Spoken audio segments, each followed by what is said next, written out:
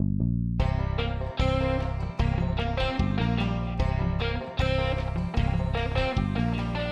everybody, welcome back to Being Tempest, and today's video I'm going to be presenting the Devil's Dozen 13 Craft Rites of the Old One by Gemma. This book review is somewhat overdue, to say the least, but because of the theme of the last video that I did on the channel, I thought now was a good time to sort of present this book. So, this is the book itself.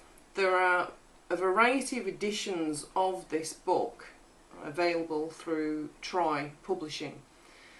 This particular copy was a pre-order of the hardback. As you can see, there we go.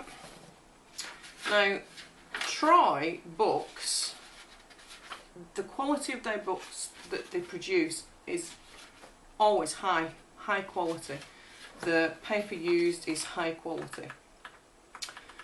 Gemma discusses by various names the Old One.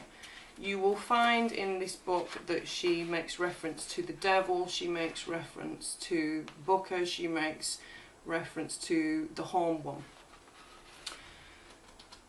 The chapters within the book discuss a variety of rites, rituals, all to do with working with the Old One. And we've got rites for initiation, dedication, rites for hallowing the working ground, rites for hallowing, shodding and raising the stang. Now if you don't know what a stang is, I'll pop a graphic at the end of the video for you. That's probably the easiest way to do it.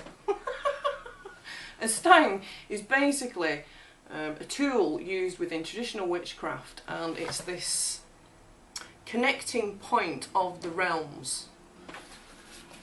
So, with that said, that's a brief description anyway. So, continuing on, the rite of turning, we have devotional mass of the Master Booker. We have devotional conjuration of the witch fire, the rite of union.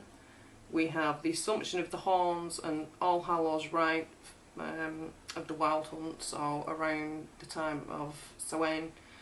We have the rite of the Book of Vessel and the rite of the Green Cap. Now, Gemma's writing style is wonderful. I really appreciate the way that she writes because it's so almost poetic in nature, and you will find that she doesn't fluff around the topic that she's writing about. It's very to the point. You could almost read it as a manual. She includes, and let me just flick to the middle of the book, she includes, they are black and white photographs, nevertheless. I don't know how well it's going to pick up on the camera because some of them are quite dark images, but if I hold this to screen you can see that there are some photographic images within the central pages of this book. This one you can sort of see from Boscastle Witchcraft Museum. Gemma refers to artefacts in the Witchcraft Museum in her other works. Let me think of the title.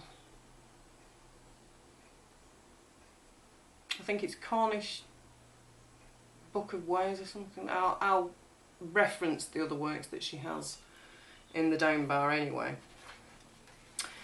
But what I like about Gemma's work is she includes her own artistry as well, which lends to the quality of the book overall. So you will find illustrations such as this one, and they're beautifully created. Gemma's work is beautifully presented from start to finish.